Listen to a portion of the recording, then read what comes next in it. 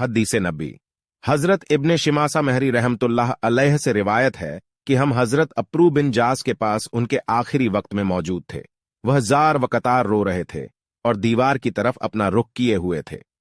उनके साहिबजादे उनको तसल्ली देने के लिए कहने लगे, अब्बा जान, क्या नबी करीम ने आपको फलां बशारत नहीं दी थी? क्या रसूलुल्लाह ने आपको फलां बशारत नहीं दी थी? यानी आपको तो नबी करीम ने बड़ी बड़ी बशारतें दी हैं। यह सुनकर उन्होंने दीवार की तरफ से अपना रुख बदला और फरमाया, सबसे अफजल चीज जो हमने आखिरत के लिए तैयार की है वह इस बात की शहादत है कि अल्लाह ताला के सिवा कोई माबूद नहीं और मोहम्मद अल्लाह के रसूल हैं। मेरी जिंदगी के 3 दौर गुजरे हैं। एक दौर तो वह था जबकि रसूलुल्लाह से बुम्ज रखने वाला मुझसे ज्यादा कोई और शख्स न था, और जबकि मेरी सबसे बड़ी तमन्ना यह थी कि किसी तरह आप पर मेरा काबू चल जाए तो मैं आपको मार डालूं। यह तो मेरी जिंदगी का सबसे बदतर दौर था।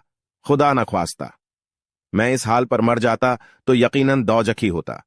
इसके बाद जब अल्लाह ताला ने मेरे दिल में इस्लाम का हक होना डाल दिया तो मैं आपके पास आया और मैंने अर्ज किया, अपना मुबारक हाथ बढ़ाइए ताकि मैं आपसे बैजूत करूं। आपने अपना हाथ मुबारक बढ़ा दिया।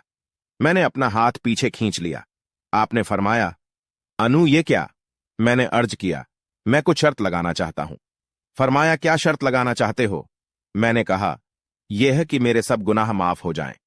आपने इरशाद फरमाया, अप्रू, क्या तुम्हें कहबर नहीं कि इस्लाम तो कुछ की जिंदगी के गुनाहों का तमाम किस्सा ही पाक कर देता है, और हिजरत भी पिछले तमाम गुनाह माफ कर देती है, और हज भी पिछले सब गुनाह खत्म कर देता है। यह दौर वह था जबकि आपसे ज्यादा प्यारा, आपसे ज्यादा बुजुर्ग व वृतर मेरी नजर में कोई और न था।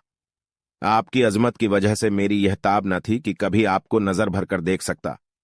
अगर मुझसे आपकी सूरत मुबारक पूछी जाए तो मैं कुछ नहीं बता सकता, क्योंकि मैंने कभी पूरी तरह आपको देखा ही नहीं।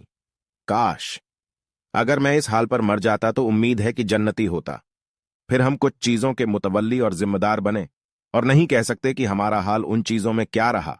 यह मेरी जिंदगी का तीसरा दौर था। अच्छा देखो, जब मेरी वफात हो जाए तो मेरे जनाजे के साथ कोई वावेला और शोर व शगब करने वाली औरत न जाने पाए, न जमाना जाहिलियत की तरह आग मेरे जनाजे के साथ हो।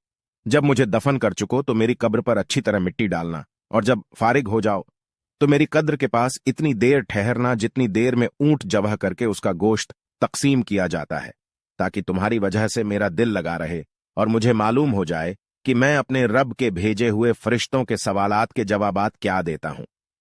लाइक और शेयर एंड सब्सक्राइब करना न भूले।